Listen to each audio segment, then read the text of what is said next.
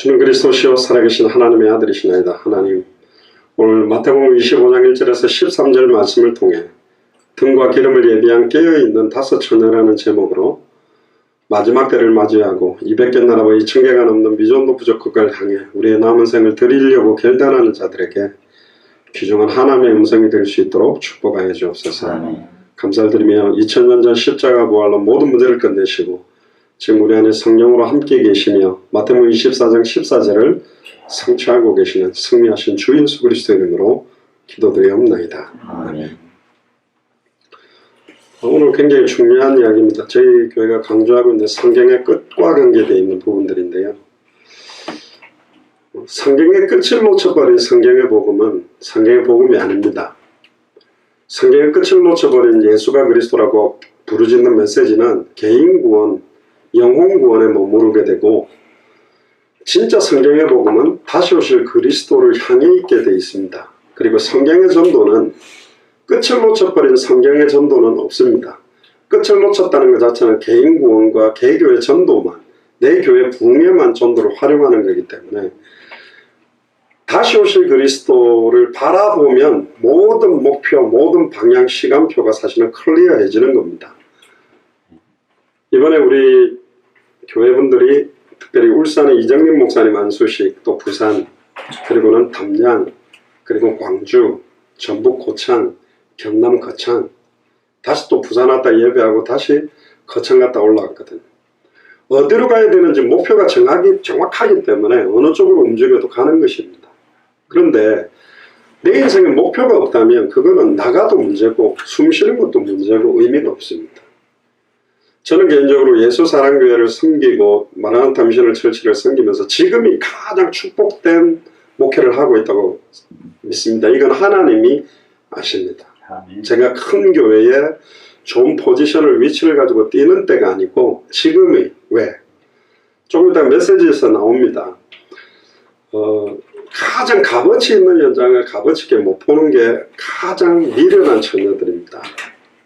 뭐가 가장 슬기로운지를 오늘 또 좀 찾으셔야 되고, 오늘도 감사한 거는 이미 이제 저희 교회가 올해부터 불신자 생명운동, 말씀운동, 제자운동 언약 잡았는데 점점 불신자들 생명운동이 일어나고 말씀운동으로 연결되고 있는 차에 또 동탄에 계신 손희선 집사님이 이제 그 말씀운동을 또 향단까지 와서 하시겠다 해서 처음 이제 연결하는 모임으로 했습니다. 저는 개인적으로 되게 기쁘더라고요. 손희선 집사님이 굉장히 영적으로 고통받아왔고 힘들었는데도 딱 소개를 하면서 이러더라고요. 나도 사실은 잘 모르고 부족하지만 우리가 예수가 그리스도는 언약 가지고 서로 말씀 나누고 함께 기도해서 동탄, 향남 이렇게 살아나도록 기도하기 위해서 그렇게 한다 그렇습니다. 내가 뭔가 어떤 무기를 장착하고 메시지를 가지고 이거면 뭔가를 할 수 있다고 생각하고 뛰면 사실은 위험한 것입니다. 저도 마찬가지입니다. 매번 21강, 33강 똑같은 메시지를 하는 이유가 하나 있습니다. 그 나중에 이제 여러분들이 아시게 될 겁니다. 같은 씨앗을 뿌려야 쿠바에서 21강, 33강을 함께 나누었던 사람들이 함께 팀이 되면 그 메시지를 함께 할 수 있습니다. 그래서 바꿀 수도 있고 그 내용을 수정하면 더 잘 만들 수도 있고 더 체계적인 내용의 주제가 많이 빠진 게 있어요. 그럼에도 불구하고 21강, 33강 또 25강을 쓰는 이유는 이미 약 4년 전부터 계속 이 메시지가 흘러 들어갔고 그 흐름들의 기준점이 좀 필요합니다. 전에도 말씀드렸잖아요. 제가 맥도날드 햄버거보다 훨씬 맛있는 햄버거를 만들 수 있습니다. 최고 좋은 특등급 한우를 가져다가 다져가지고 양념 넣고 최고 좋은 올게닉 채소를 딱 넣고 소스 넣으면 훨씬 맛있어요. 그렇게 만드는 거하고 전 세계 맥도날드 햄버거를 200개 나라에 수만 개를 까는 거는 다릅니다. 당대 세계복음화라는 말은 결국은 각 나라마다 준비된 예비된 제자들이 정확하고 순수한 복음을, 정확한 복음을 함께 증언할 수 있어야 됩니다. 그래야 같이 이렇게 세울 수가 있습니다. 피아노를 굉장히 잘 치는 사람이 바이엘, 체르니 뭐 이런 거 슈베르트, 쇼팽 교재를 쓰지 않고 가르쳐도 잘 가르칩니다. 근데 교본을 쓰는 이유는 뭐냐면 교본에 최적화된 내용을 가르쳐주면서 최적화되게 올라올 수 있도록 만드는 기준을 잡아놓은 겁니다. 그게 좋은 책이냐? 그렇지도 않아요. 더 잘 가르칠 수 있는 교본을 만들 수도 있어요. 그러니까 그 기준점을 잡아놓은 것입니다. 그래서 조금 있다가도 결론적으로 나오겠습니다만 여기서 말하는 기름은 과연 무엇인가도 여러분들이 깨달으셔야 되고 사람 의지하고 사람의 힘을 빌어서 뭔가 하는 거 아닙니다. 하나님과 나와의 1대1입니다. 불신자들이 그럽니다. 내 마누라가 교회 잘 다니니까 마누라 치맛자락 잡고 나는 천국 같이 올라가면 된다 그러는데 치맛자락 아니라 그 타이즈 입고 올라가면 못할 겁니까? 그리고 잡았다 해도 그건 떨어지는 거고 하나님과 나와의 1대1의 관계거든요. 마지막 때입니다. 그래서 오늘 메시지에서 좀 중요한 하나님의 음성을 들으시고 내가 어마어마한 것 대단한 일을 하지 못하더라도 말씀 성취의 내용과 방향 내가 기도해야 될 내용과 방향 전도와 선교와 성경의 끝의 내용과 방향을 정확하게 쥐었느냐 안 쥐었느냐가 진짜 중요합니다. 그게 나중에 이제 어떤 어마어마한 축복이 되느냐 이제 그걸 아시게 될 겁니다. 우리가 예전에 그 축구 뭐 올림픽이라든가 또 뭐 아시안 게임에서 금메달을 따거나 뭐 동메달을 따면 군 면제를 해주는데 후보 선수라 할지라도 그 안에 가입되어 있는 사람은 특별히 뭐 한 것도 없는데 벤치에 앉아 있었는데 군 면제 받고 그 금메달 같이 거는 겁니다. 어떤 언약 속에 함께 있느냐가 굉장히 중요할 겁니다. 나중에 지금 여러분들이 확인해 보시면 되고요. 저번에 순회할 때도 말씀드렸습니다만 아무 교회나 당대 세계복음화 이렇게 기도 못합니다. 잡았다가도 떨어뜨려지고 이거는 창세전에 저는 시간 가면 갈수록 더 이게 선명하고 더 확신이 오고 될 수밖에 없다는 믿음이 더 생깁니다. 두고 보십시오. 하나님께서 어떻게 행하실지. 그래서 오늘 메시지를 통해서 사람, 여론, 환경, 조건 바라보지 마시고 하나님 앞에서 내 남은 생을 놓고 이 말씀의 답을 찾으셔야 돼요. 상황 조건 따져가지고 인도받은 사람 치고 세월 승리를 거둘 수 있는 사람은 없습니다. 예를 들면 내 현실 상황 조건 딱 준비됐을 때 뭔가 한다 그거는 불신자도 하는 거고 우리는 믿음으로 모든 상황 현실을 넘어서는 사람들이기 때문에 오늘 중요한 음성을 듣게 되기를 바랍니다. 1절부터 제가 본문을 먼저 좀 한번 읽고 내용들을 좀 정리하도록 하겠습니다. 오늘 마태복음 25장 1절에 13절의 말씀도 왜 주셨냐? 왜 이 미련한 처녀 5명과 슬기로운 처녀 5명이 이야기를 하느냐? 예수께서 그리스도심을 믿는다라는 것. 예수가 그리스도라는 그 복음의 의미를 알고 있는 자와 정확하게 알지 못하는 자를 사실은 구분해놨고 또 재미난 이번 본문을 통해서 하면 굉장히 중요한 답이 좀 나올 겁니다. 그걸 오늘 좀 찾아보면 좋겠습니다. 1절을 보면 그때의 천국은 마치 등을 들고 신랑을 맞으러 나간 10처녀와 같다. 10명의 처녀가 있다고 합니다. 근데 등을 들고 신랑을 맞으러 갔다는 말은 분명히 밤인 것 같습니다. 마지막 말세지 말이 밤 같은 캄캄하고 어두운 시간표를 말하는 거고 그런데 처음부터 5은 미련하대요. 5은 슬기롭대요.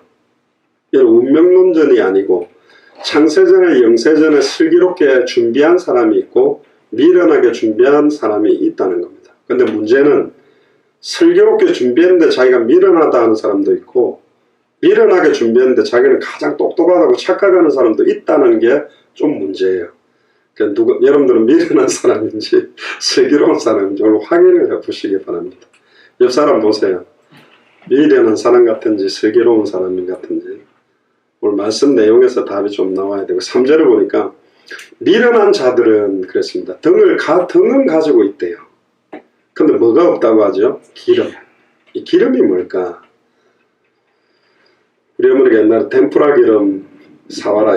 덴푸라 기름이 덴푸라가 무슨 말인지 튀긴 기름인지 모르겠는데 어쨌든 덴푸라 기름이니 들기름이니 참기름이니 올리브유니 포도씨유니 굉장히 기름이 종류가 많은데 여기서 말하는 기름이 굉장한 의미가 있습니다.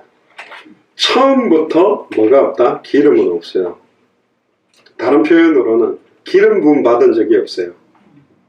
성령의 부음 받은 적이 없는 사람들입니다. 즉 교회 안에 기름을 가진 자가 있고 기름을 못 가진 자가 있고, 또 재미난 거는 교회 바깥에 기름을 가지게 될 자가 있다. 그러니까 교회 안에 너희는 너희 아비 마귀에게 썼다, 완전 불신자면서도 양의 탈을 쓴 이리가 있고 구원받지 못한 자가 교회 안에 있을 수 있다고 경고하고 있습니다.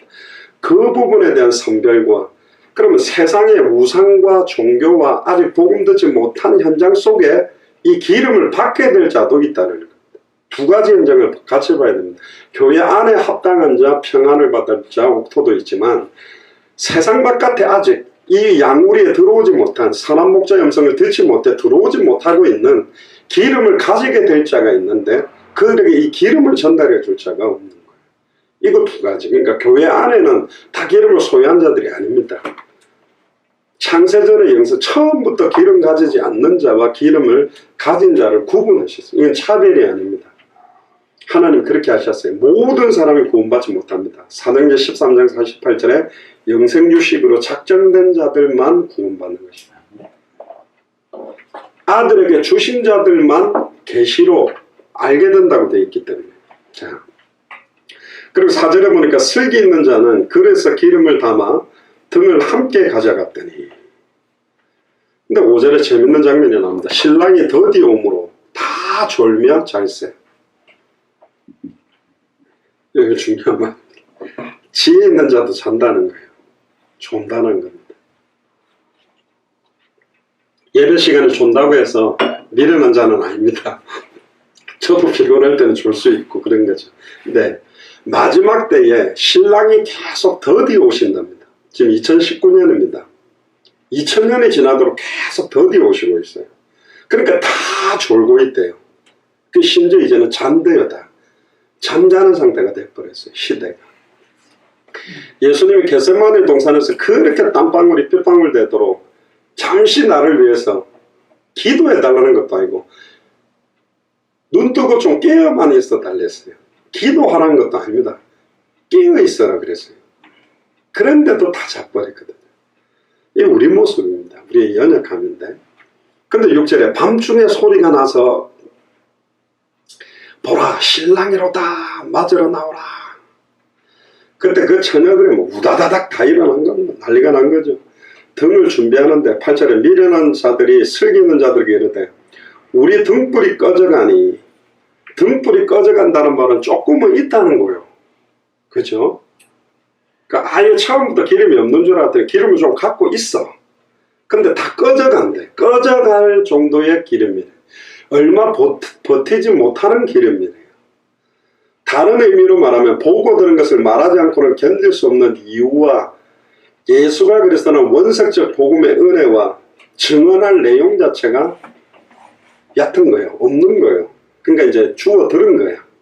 교회 그래도 오래 있으니까 주워 들어서 예수는 그리스도라고도 말하고 주의 이름으로 귀신도 쫓아내고 주의 이름으로 선지자 노릇도 하고 주의 이름으로 귀신 권능을 행하는 정도의 기름은 좀 있어요. 그런데 신랑이 올 때까지 지속하고 견딜 수 있는 내용이 없는 거예요. 보세요. 등불이 꺼져가니 너희 기름을 좀 나눠달라거나. 제가 어릴 때 그런 질문을 들었습니다.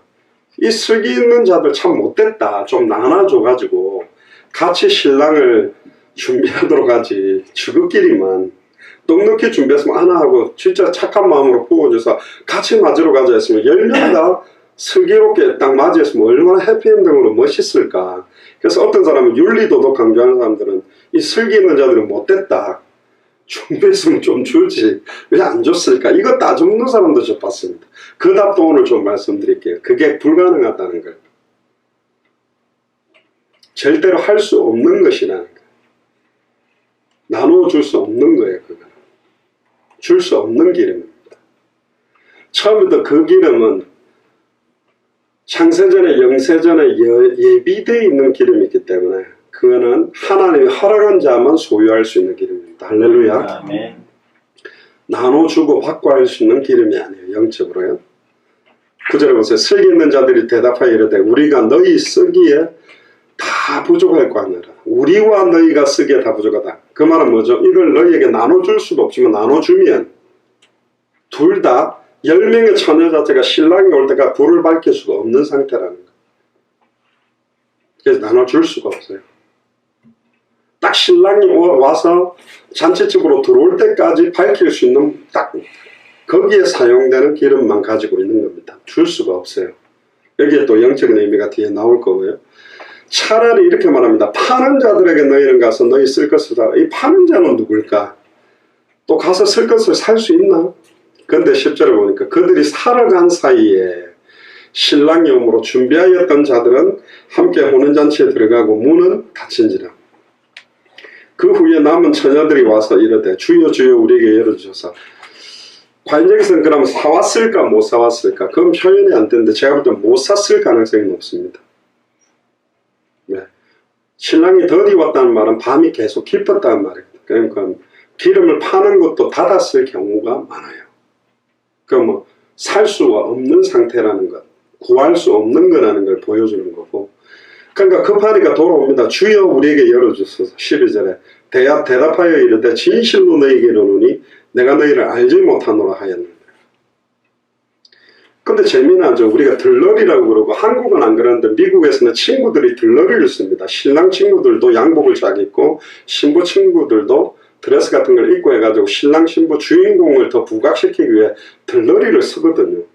그러면 신랑 집에서 나온 10명, 5명의 미련, 아무리 미련해도 들러리라면 분명히 신랑 측 사람들이 아는데 왜 모른다고 했을까? 여기 답도 또 찾아야 됩니다. 그 영적인 굉장히 큰 의미가 있고 13절에 그런즉 깨어 있으라 너희는 그 날과 그 때를 알지 못하는. 오늘 메시지의 가장 핵심은 그 날과 그 때가 도적같이 임할 수 있다. 여기 이제 굉장한 포커스인데 여기에 중요한 의미를 좀 찾아보면 좋겠습니다. 오늘 읽었던 마태복음 25장에 보면 열처녀 비유와 달란트 비유와 양과 염소의 비유 세 가지 비유가 또 나오는데 깨어있는 삶 자체는 이 기름을 준비한 삶을 말하는 거거든요. 예수를 그리스도로 믿는 자에게 임하는 성령의 내주적인 은혜를 말합니다. 그러니까 복음 그 자체입니다. 말하지 않고는 견딜 수 없는 예수가 그리스도라는 성경의 복음의 내용 자체를 기름으로 표현하고 있습니다. 성경에서 기름을 바르다 붓다 기름 부어 성별한다는 말을 영어로는 anointed라고 하는데 히브리어로는 마샤, 헬라어로는 크리오입니다. 마샤에서 메시아가 나왔고 크리오라는 단어에서 크리스토가 나왔거든요. 기름을 붓고 기름을 바른다라는 의미가 영적으로 굉장히 중요한 의미가 있습니다. 주로 여러분들 잘 아시다시피 구약의 선지자 제사장 왕에게 기름 부었는데 특히 대제사장들과 왕에게는 기름 부음 받은 자라는 칭호를 줬습니다. 그러니까 대단한 칭호를 받는 거가 기름을 붓는다는 거고 기름을 붓는다는 것 자체는 결국은 오실 메시아의 그림자 역할, 참 선지자적의 그림자적인 역할의 선지자, 참 제사장 직분의 그림자적인 제사장 역할, 참 왕의 그림자적인 왕의 역할을 하는 걸 본인들이 알고 있었어요. 그럼에도 실수했습니다. 네, 당연한 겁니다. 아담의 후손은 하나님과 단절된 순간 죄인이기 때문에 죄인은 죄 문제를 해결할 수 없고 죄인은 사탄을 이길 수 없고 죄인은 하나님께 갈 수 없기 때문에 참 선지자 직분을 감당하지 못하게 돼 있어요. 참 제사장 직분을 감당하지 못하게 돼 있어요. 참 왕 직분을 감당하지 못하게 돼 있어요. 그러면 무슨 역할을 해야 될까요? 내가 그냥 선지자라면 참된 왕을 기다리는 말씀을 드러내야 되죠. 중요합니다. 내가 제사장이라면 참 제사장이 오시면 어떤 제사를 할지를 드러내야 되죠. 내가 왕이라면 참된 왕이 오신다면 어떤 역사를 일으킬지를 드러냈어야 돼요.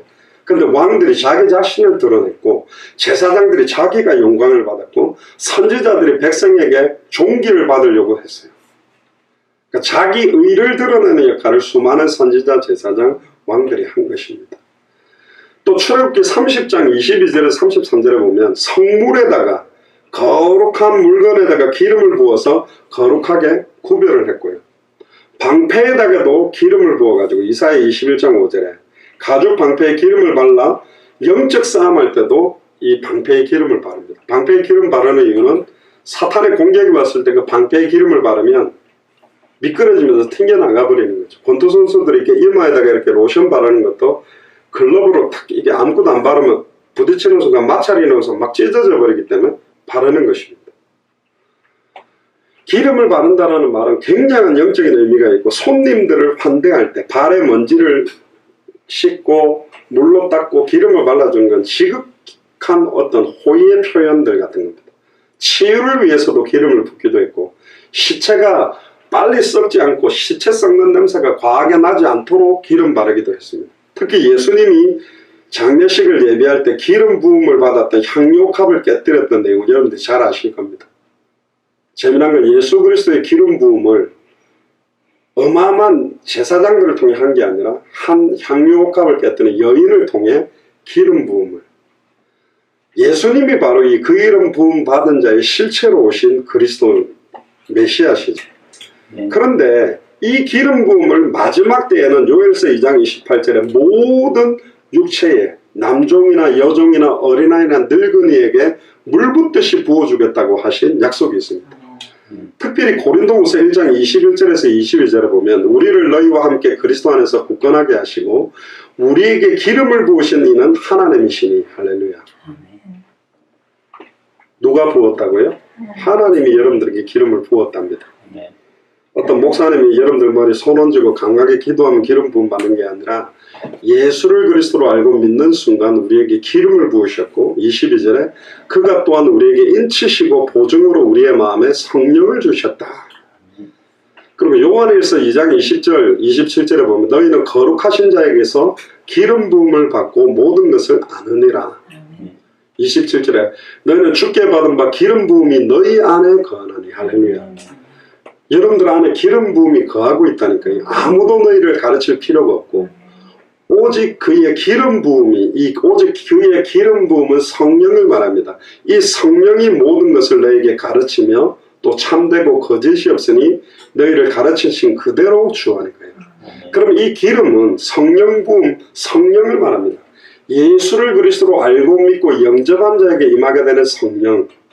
다른 표현으로 말하면 예수를 그리스도로 알고 믿으면서 내게 왔던 은혜와 메시지와 복음의 그 이유와 복음의 내용 자체가 기름으로 표현될 수 있는 겁니다. 자, 그러면 여기에서 이제 중요한 내용들을 좀 보면, 이사야 61장 1절에 3절에 보면 주 여호와의 영이 내게 내리셨으니 이는 여호와께서 내게 기름을 부으사 가난한 자에게 아름다운 소식을 전하게 하려 합니다. 기름을 부으신 내용과 이유와 목적은 가난한 자, 이거는 못 사는 사람이 아닙니다. 심령이 가난한 자. 나는 죄인이고 하나님 만나지 않으면 안 될 죄인이고 죄와 저주 가운데 저주받은 죄인이고 사탄과 사망문세에 망할 수밖에 없는 죄인이라는 걸 인정하는 자들에게 전달될 아름다운 소식, 바로 예수가 그리스도라는 복음. 아름다운 소식이 바로 복음입니다. 하나님과 세상을 화목케 하는 말씀, 예수가 그리스도는 복음이죠. 나를 보내사 마음이 상한 자를 고치며 포로된 자에게 자유를, 갇힌 자에게 노임을 선포하며 여호와의 은혜의 해와 우리 하나님의 보복의 날을 선포하여, 보복의 날을 다른 말로 표현하면 옛날에 우리 그 옷 가게 보면 신원 에베네셀이라는 그 브랜드가 있었는데 그 신원의 날, 신원이라는 말은 뭐냐? 원수를 갚는 날입니다.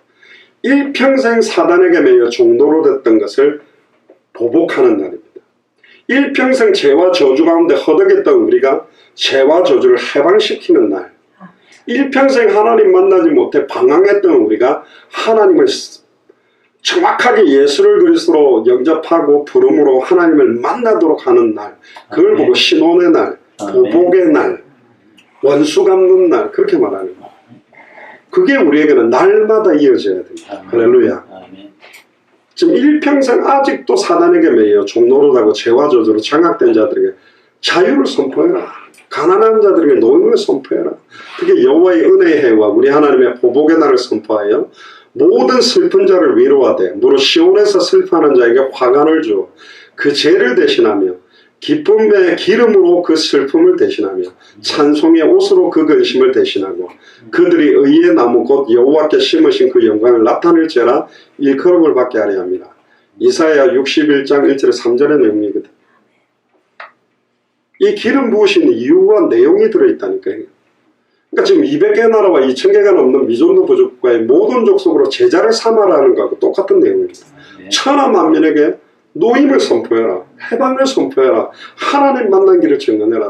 죄와 저주에서 해방되는 길을 선포해라. 사탄과 사망문서 깨뜨리고 승리하는 길을 선포해라는 거 똑같다니까요. 그게 기름이요. 그걸 준비한 자예요. 이게 나눠줄 수 있는 거예요. 나눠주는 게 아닙니다. 1대1로 그 성령 기름 부음 받아야 되는 거예요. 내가 쑥 넣어줘 버리는 게 아니라니까.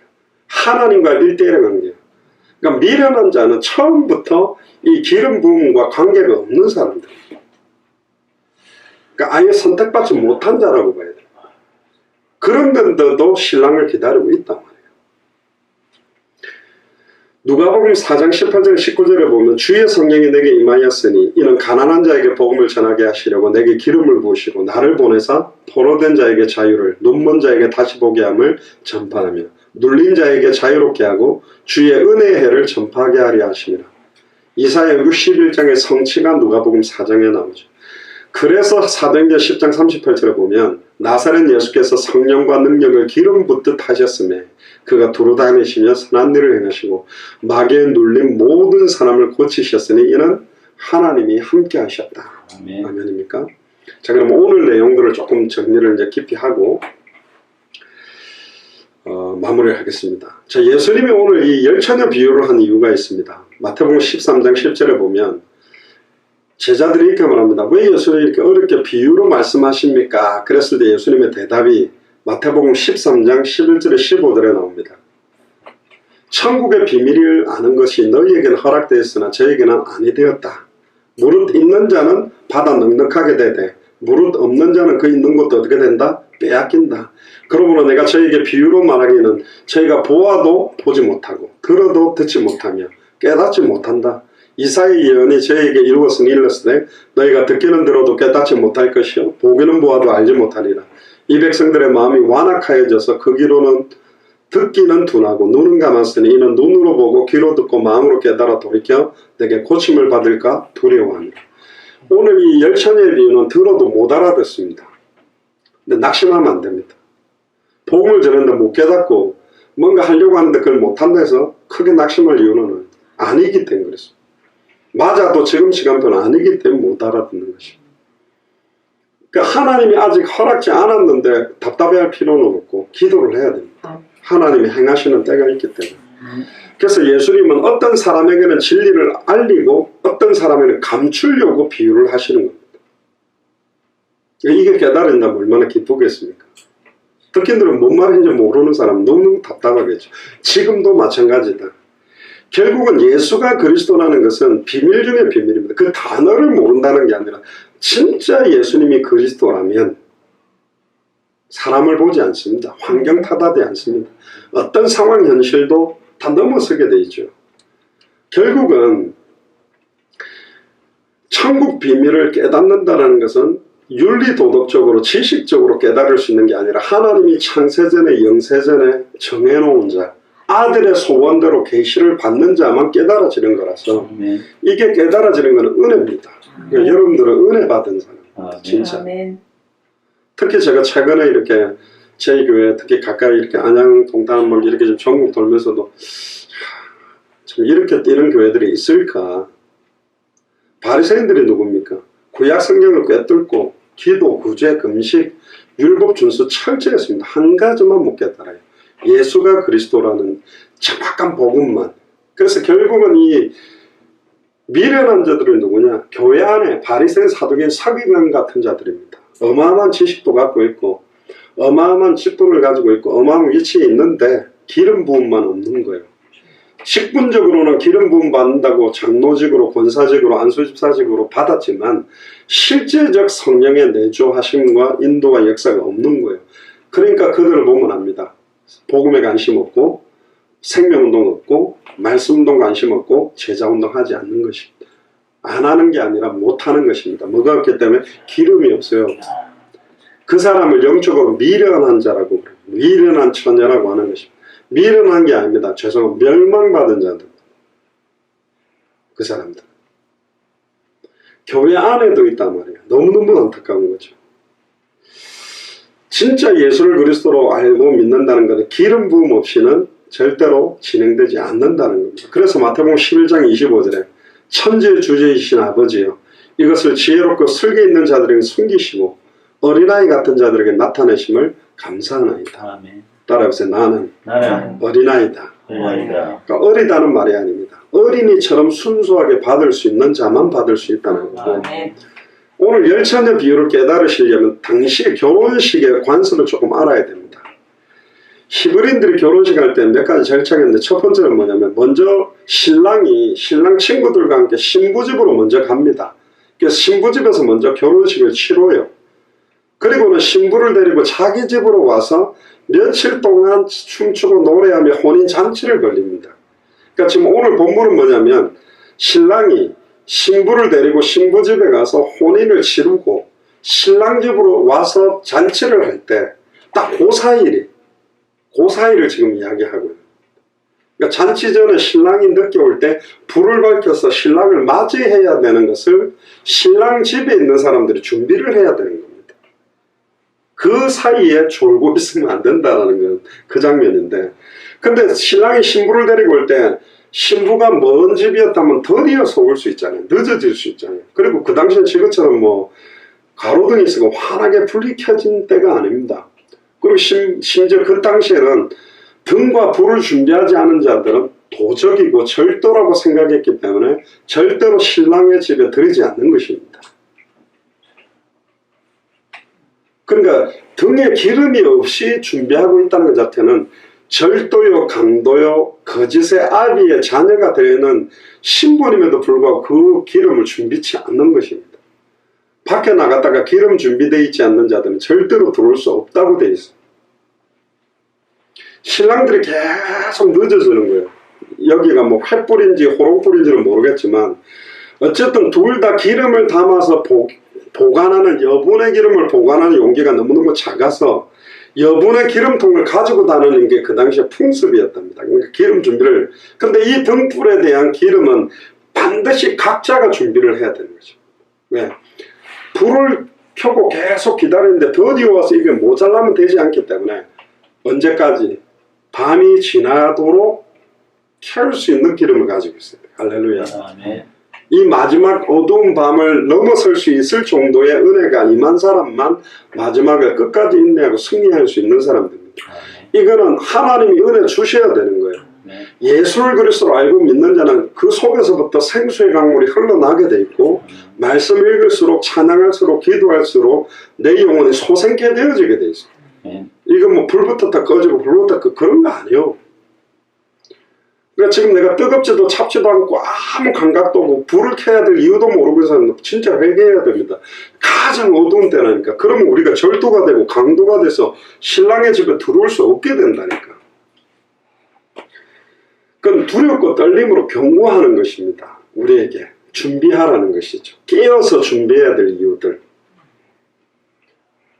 슬기로운 처녀는 처음부터 이 5명의 처녀는 여분의 기름통을 준비하고 있습니다. 근데 미련한 처녀는 기름을 들고 있는 등불에만 채우고 여분의 기름통을 준비하지 않았습니다. 그러니까 없어요. 준비되어 있지 않아요. 할 수 있는데 안 가지고 있었겠는가. 여러 조건으로 볼 수 있지만 어쨌든 없었습니다. 특히 오늘 마태복음 24장 1절에서 41절에 보면 예루살렘의 멸망과 종말에 대해서 이야기를 하면서도 5가지 비유를 하면서도 마지막 심판 전에 성경의 끝을 준비하는 성도들의 자세가 어떠해야 되는가, 예수님이 강조하고자 하는 주제가 분명하거든요. 마태복음 24장 42절에 44절에 보면 집주인과 도적에 대한 비유를 하면서 예수님이 언제 재림할지 모르므로 항상 깨어있으라. 또 45절에서 51절에 천한 청지기와 악한 청지기 비유를 하면서 성도들에게 맡겨주신 사명을 충성스럽고 지혜롭게 잘 감당할 때 재림하실 때에 다시 오실 때 얼마나 큰 상급을 받게 되느냐. 그러니까 이 상급을 받는다, 직분을 받는다, 역할을 맡는다는 것은 진짜 축복입니다. 그거는 진짜 나중에 여러분들이 알게 됩니다. 똑같을 수는 없어요. 그래서 멸류관도 다 다르게 있습니다. 구원받는 건 똑같은데 받는 상급은 차별이 있다고 되어 있습니다. 그러면서 마태복음 25장 1절에 그때에라는 말이 지금을 말합니다. 말세 지말 종말 때에. 자, 그러면 오늘 내용에서 조금 더 한 가지 아까 그 이야기들을 조금 해보면요. 오늘 이 내용에서 많은 것들을 좀 해야 되는 건데, 기름을 준비하지 않았다는 것은 갑자기 벌어진 결혼식에 기름을 준비하지 않은 게 아닙니다. 이미 신부집에서 결혼식이 진행돼서 오고 있는 거예요. 그럼 당연히 그걸 마저 준비를 했어야 돼. 내 평상시 삶 자체를 말하는 겁니다. 나의 일평생을 말하는 겁니다.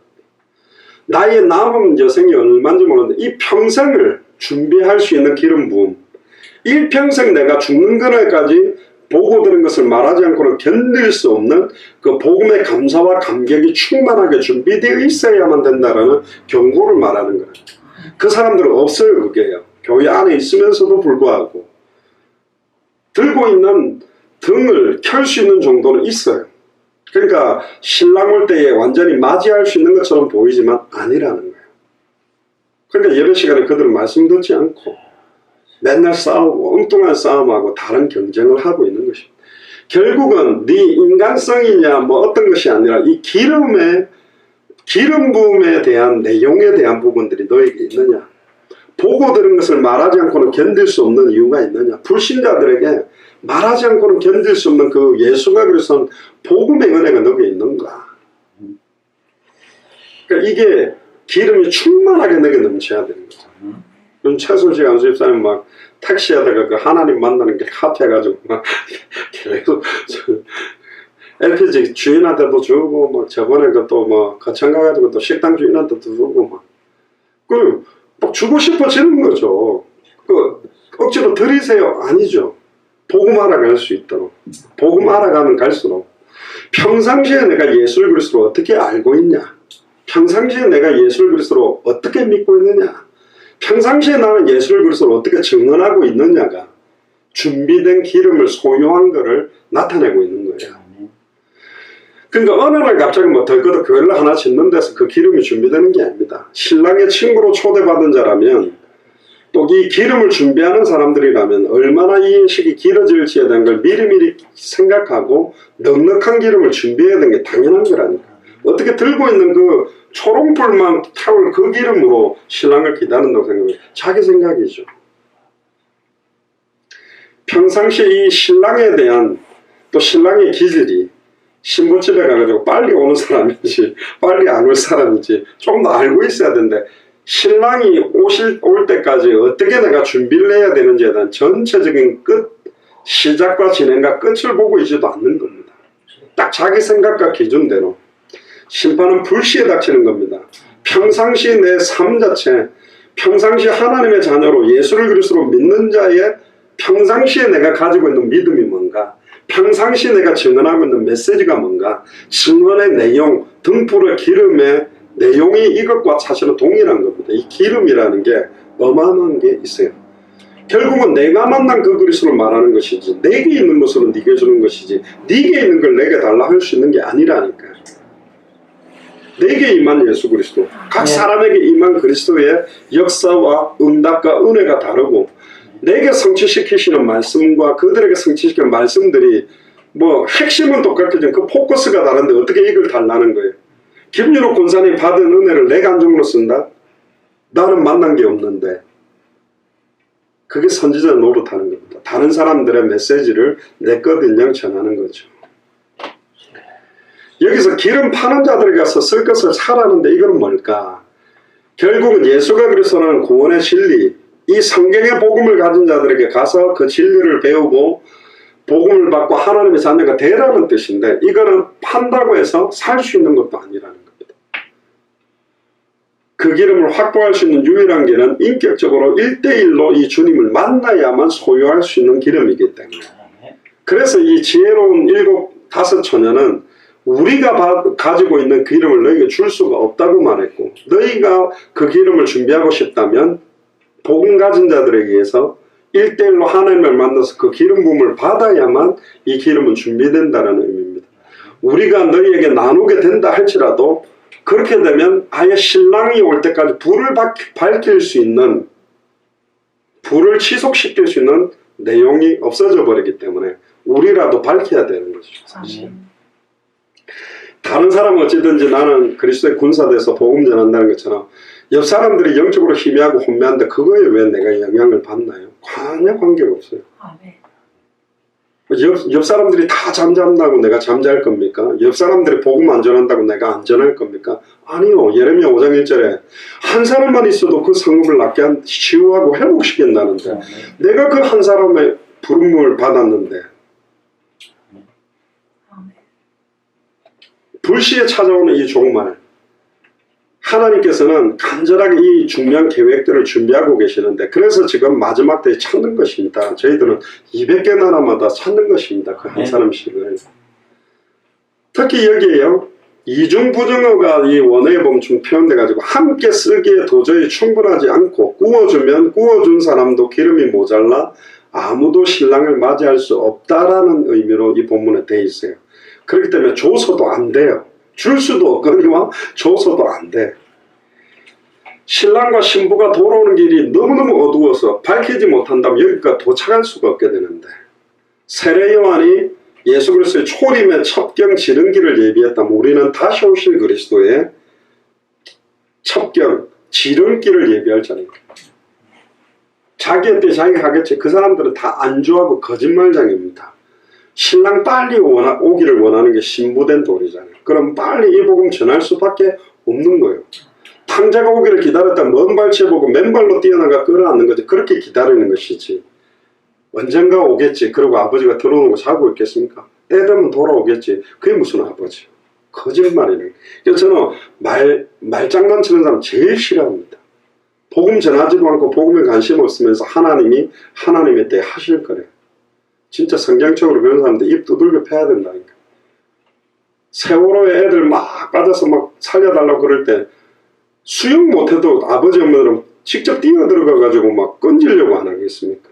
안 그래요? 뭐 스쿠버 훈련을 안 받았어도 아버지라면 내가 뛰어들어가 지금 유리창에서 막 애들이 두들기는데 망치라도 들고 안 그러면 주먹이라도 내 머리를 쳐서라도 깨가 건지고 싶은 게 아닐까요? 해경이 와서 건지겠지. 대통령이 왔으니까 알아서 하겠지. 부모입니까? 아니요. 아니라니까. 이런 사람들은 저기 모슬렘권이나 저 중국과 북한이 그렇게 애타게 복음 전하다가 순교하고 고통받고 핍박받는 사람들 앞에 가보면 진짜로요. 진짜 이빨 갈릴 정도로 정말 몸살이 쳐질 정도로 싫은 사람입니다. 지금 한국교회나 미국교회는 죄송합니다. 너무나 많은 사람들이 배에 기름이 낀 게 맞고 너무너무 안주하고 세상을 사랑하고 자기를 사랑하고 다른 게 너무 관심 많죠.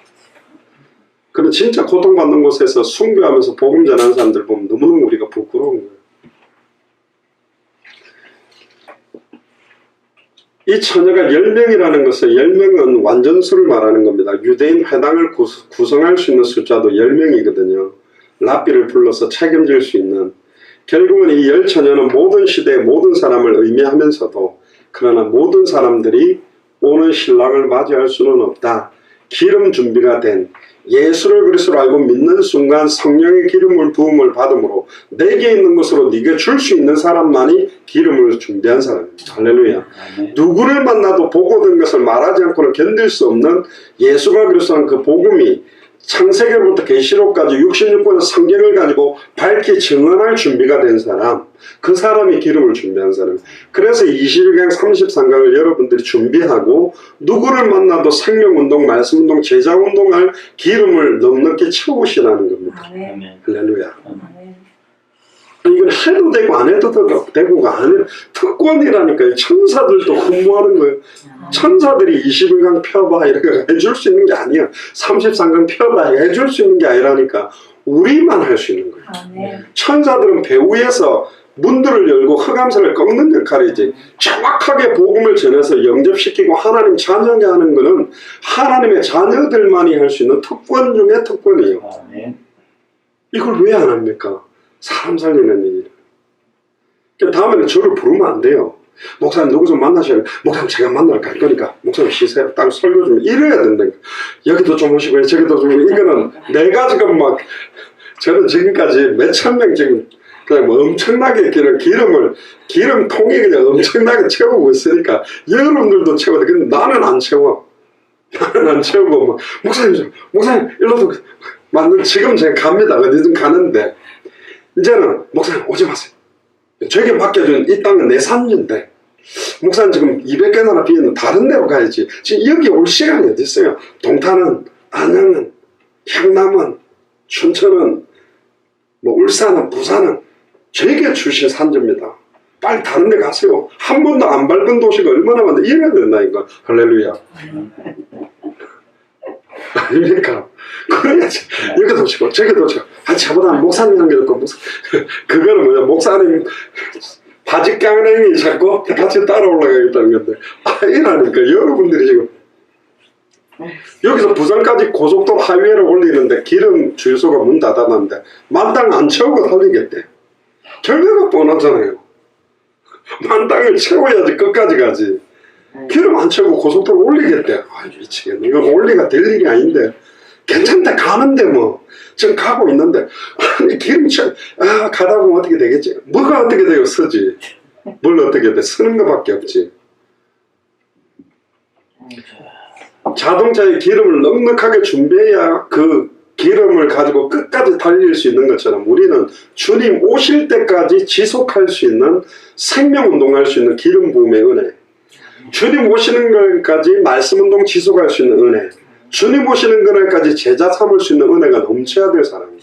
남을 위해서가 아니에요. 이거 하면 내게 기름 부음이 더 넘쳐난다니까.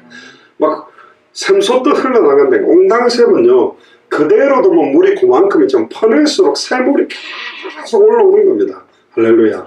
아침마다 새롭고 늘 새로운 은혜가 너희들에게 넘쳐나서 똑같은 하나님 만나는 길, 똑같은 예수가 그리스도인데 그게 막 새로워지고 더 살아나고. 그래서 너를 위해 방주를 지어라. 네 생명 보존을 위해 방주를 지어라. 가족을 위해 방주를 지어라. 지혜를 살리기 위해 방주를 지어야 되는 거죠. 예수를 그리스도로 모르는 자는 등불에 기름 준비가 안 돼 있는 사람이고 성령의 내주가 없기 때문에 뭘 전달할 수가 없어요. 지식적으로 안다고 그걸 아는 게 아닙니다. 결론입니다. 베드로후서 3장을 한번 펴보세요.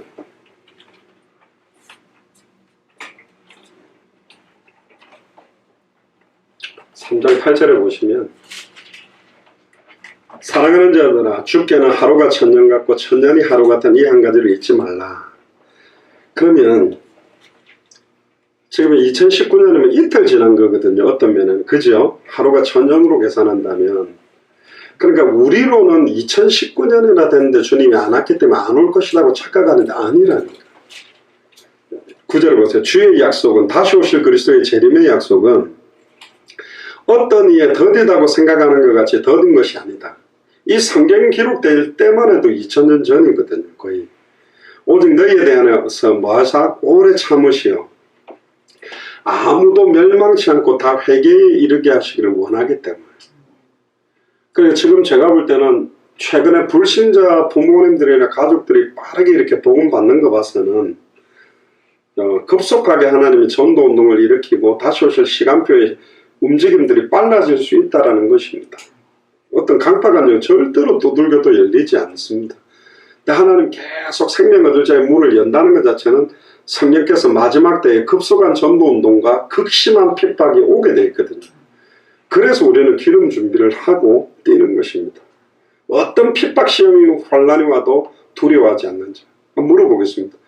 여러분들이 살고 있는 지역, 여러분들 가족 중에 목에 칼을 갖다 대고 예수를 그리스도로 믿을라 안 믿을라 하면 진짜로 생명 걸어놓고 믿을 사람 몇 명 있습니까? 그렇게 보면 진짜 믿는 사람들이 적고 왜 저 모슬렘이나 스리랑카나 IS에 통해갖고 저렇게 수많은 사람들에게 극심한 핍박을 하나님 허락하느냐? 선별이요. 우리나라는 미국은 이쪽도 저쪽도 아닌 중도가 있는지를 몰라도 칼 딱 갖다 대는 순간 믿으면 순교고 부인하면 사는 겁니다. 빛과 어둠을 나누는 하나님의 허락입니다. 사탄의 역사까지도 하나님의 허락을. 그러니까 저 나라들은 선명해지는 거예요. 진짜 예수를 그리스도로 믿는 자와 믿지 않는 자가 선명한 거예요. 맞잖아요. 한국은 애매해. 믿는 것 같기도 하고 안 믿는 것 진짜 기름을 부음받은 사람인 것 같기도 하고 아닌 것 같기도 하고 빨리 우리는 깨어야 된다는 게 빛과 어둠은 선명한 것이지 중간지대는 없습니다.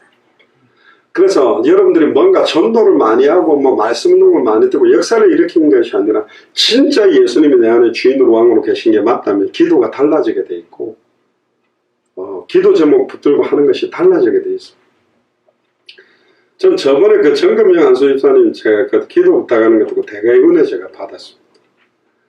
그것도 안수집사님입니다. 기도 제목 가족들 내는데 내가 지금까지 예수 그리스도를 믿는다 하면서 친척들에게 아직도 형제간들에게 복음을 못 전해서 형제간들이 너무 불신자로 많이 있고 참 내가 안수집사로서 너무 부끄럽고 이거 막 이렇게 기도하는데 그 말하는데 제가 은혜가 엄청 되더라고요.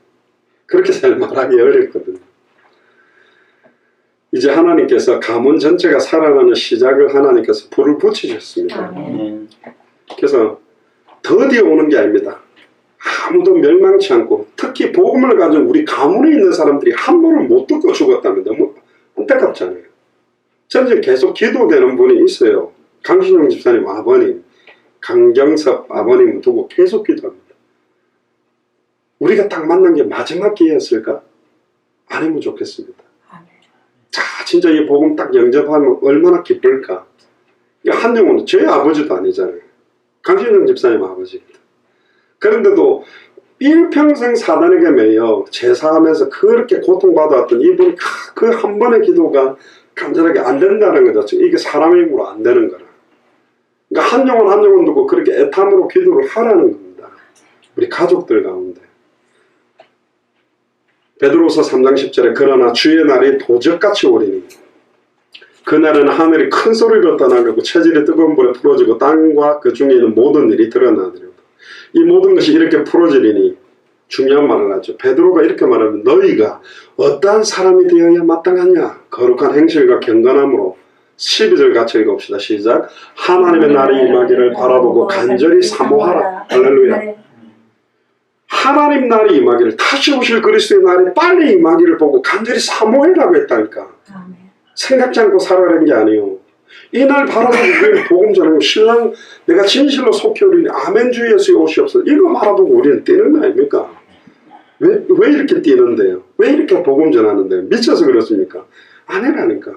우리 교회 오고 안 오고 가는 이 복음 한 번도 못 듣고 죽어가고 있잖아요. 전 세계가 그러면. 그날에 하늘이 불이 타서 풀어지고 태질이 뜨거운 불에 녹아지려니와 우리는 그의 약속대로 의에 거하는 바 우리는 이미 예수 그리스도 복음 안에 있는 바 새하늘과 새 땅을 바라본다. 우리가 천국 가는 건 당연한 거죠. 근데 지금 복음 한 번도 못 들어서 에스겔 3장에 네 주변에 의인과 악인들이 한 번도 복음을 못 죽어서 죽는다면 내가 너희에게서 피값을 취하겠다. 네가 전했는데 듣지 않고 거부해서 죽는다면 피값은 너희와 관계없다 그랬다니까. 안양은 동탄은 내가 거해 있는 도시는 내게 주신 축복의 가나안 땅이요. 이 사람들에게 내가 한 번은 복음을 듣게 만들어야 되겠다. 할렐루야. 그 최순실 안수집사님은 그 하나님 만난 길 종이를 얼마 정도 갖고 계셔야 되냐면 안양 군포 사람 숫자만큼 카피하고 계셔야 돼요. 할렐루야. 한 장, 내가 직접은 말 못해도 운전하다 보니까 한 사람 앞에 한 장씩은 내가 꼭 내가 전해서 듣든지 그 종이를 한 번을 읽게 내가 만들겠다. 어떤 면은 외침전도 하는 사람들이 이해는 됩니다. 뭐 내용과 방법을 모르니까 답답하니까 막 외쳐라도 하는데 그래갖고만 해가지고는 더 거부 반응이 있기 때문에 정확한 복음이 이제 전달되도록. 그래서 14절에 그러므로 사랑하는 자들아 너희가 이것을 바라보나니 주 앞에서 점도 없고 흠도 없이 평강 가운데 나타나기를 힘써라 그랬습니다. 제가 그 하와이에서 단임 목회를 다 놓고 휴스턴으로 딱 내려올 때는 결단이 있었습니다. 감추인 보아밭을 팠기 때문에 그렇습니다. 그게 뭐냐? 200개 나라였습니다. 2000개가 넘는 미전도 부족국가마다 교단 말하지 않고 우리 뭐 단체 이야기하지 않고 딱 복음만 줬을 때 이 사람들 그 복음 받고 살아나서 자기 나라와 당대 세계문을 위해서 뛰는 자들을 만났을 때 내가 이 사람들에게 이것 빨리 전달하는 게 하나님의 뜻이다. 어떤 교단은 목사님들이 1000명이 넘고 10,000명이 막 몇천 명이 되는 교단들도 있는데 200개 나라 아직 못 들어가고 있거든. 사실은 100명만 있어도 2인 1조 50개 팀에다가 4개씩 들어가라면 돼요. 그럼 200개 들어간다. 1년이면 다 들어가고, 그 200개 나라 있는 사람들에게 10개씩만 들어가려면 2000개 미전도 부족국가 다 들어가잖아.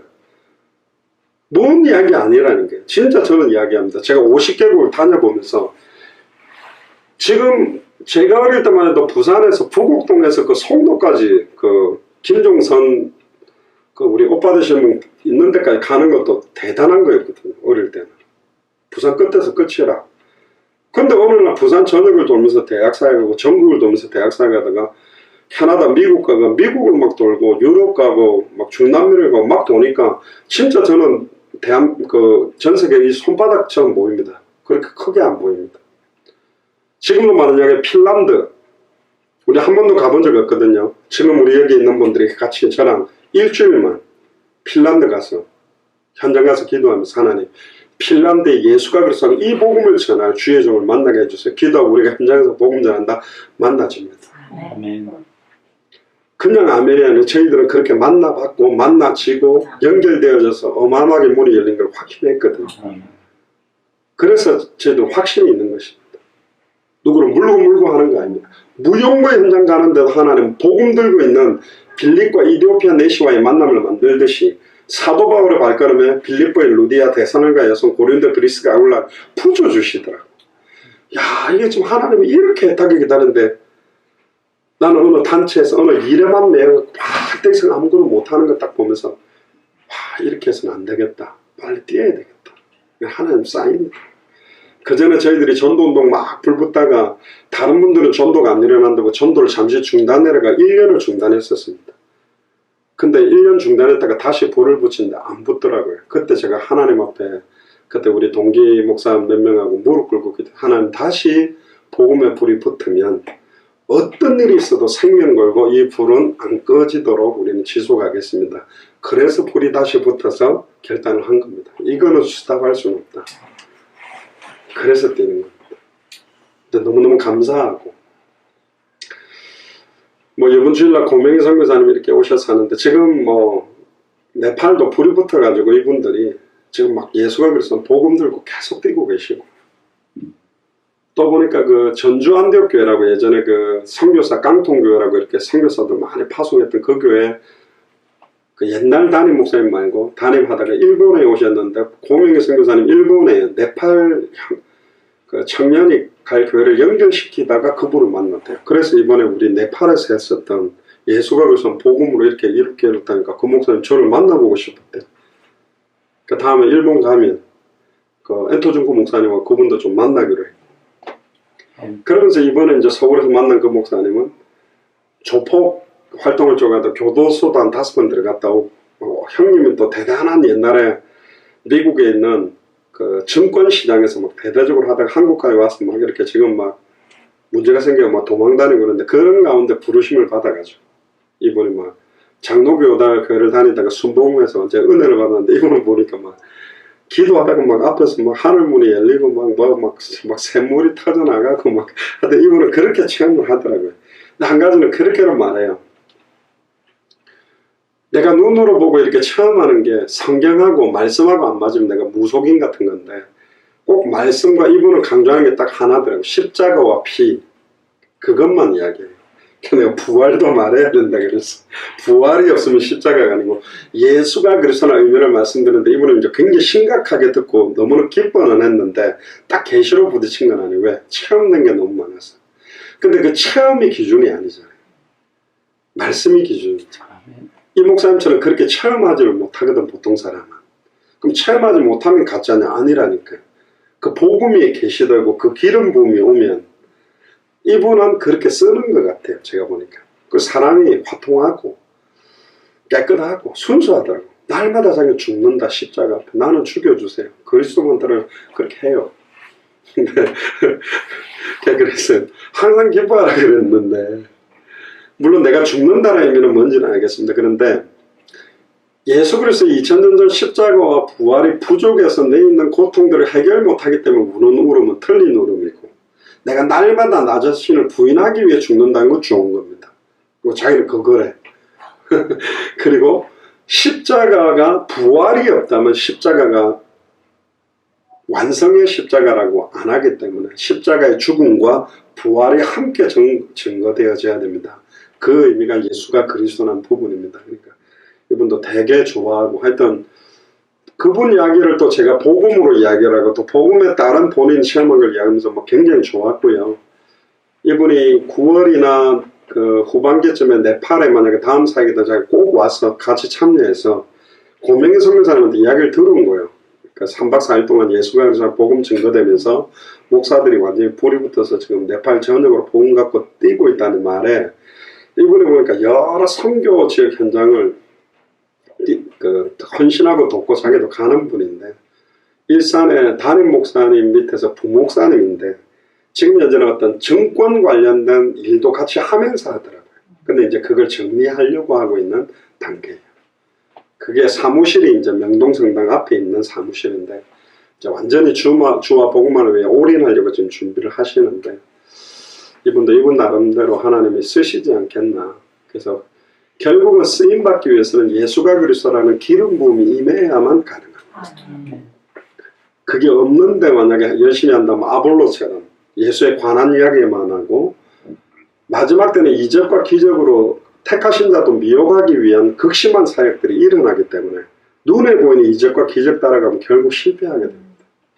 그거 보세요. 울산에 권사님이 병이 안 나가지고 아무리 사실을 검증하고 막 기도하고 철회하고 이래도 안 나는데 무당한테 가가 나와버리니까 성경책 반납하고 그 무속인한테 갖다 하잖아요. 벌써 질병 오신 이유도 정확하게 못 준 거예요. 어머니 이거 안 나도 괜찮습니다. 예수님이 그리스도라는 게 다지. 질병 치유되지 않은 근데 치유되는 거면 무당이 아니라 뭐 돌덩어리가 치유해준다면 난 돌덩어리를 하나님으로 믿겠다는 식이 그게 믿음입니까? 참 마지막 때에 사탄이 그러니까 뭐 여러 가지 이단 사이비를 가지고 미혹하는 시대가 왔다. 깜깜한 밤중 같은 시대다. 그래서 신랑 오기까지 환하게 불을 밝혀놓을 수 있는 등을 든 지혜로운 5 처녀가 있겠냐. 여러분들이 되시길 주님 축복합니다. 환하게 밝혀놓을 수 있는 그런 등불을 켜놓을 사람이 없냐. 신랑이 멀리서 보고도 너무 쉽게 찾아올 수 있도록 환하게 밝혀놓는 불. 너희는 세상에 빛이 되라고 한 적이 없고 소금이 되라고 한 적이 없습니다. 너희는 세상의 빛이다. 세상의 소금이다. 생명의 빛이 우리에게 임하였으니 말 아래 두지 말고 등경 위에 일어나라 빛을 발하라. 캄캄함이 만민을 가리우고 완전히 덮어버리게 일어나는 순간 빛은 바래지는 거예요. 할렐루야. 예수는 그리스도 2000년 전 십자가 발로 다 끝났구나 하고 일어나는 순간 어두움 물러가는 거예요. 물러가라 안 해도 스위치 딱 켜면 확 빛은 없어져. 빛이 비추어지면 어두움은 사라져 버렸듯이 고함칠 것도 없어요. 예수는 그리스도 예하려는데 흑암선은 꺾여버리는 거예요. 다니엘이 하나님 앞에 겸비케 하기로 결심하던 첫날 응답의 천사가 이미 왔다. 무릎 꿇으라는데 이미 벌써 무릎 꿇는 순간 제 기도가 응답될지 안 될지 결과는 나버린다. 눈 감는 순간 벌써 이게 믿음으로 하는 기도인지 불신앙으로 하는 기도인지 결판이 난다는 거예요.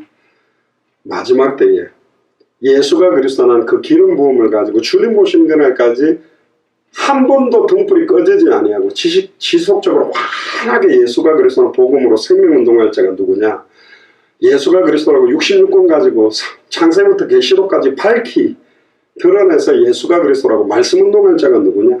200개 나라와 2000개가 넘는 미존도 부족 국가에 모든 족속으로 제자 삼을 자가 누구냐. 그게 오늘 본문의 핵심입니다. 그런 지혜로운 열천의 응답들 여러분들이 임하게 되기를 주님 축복합니다.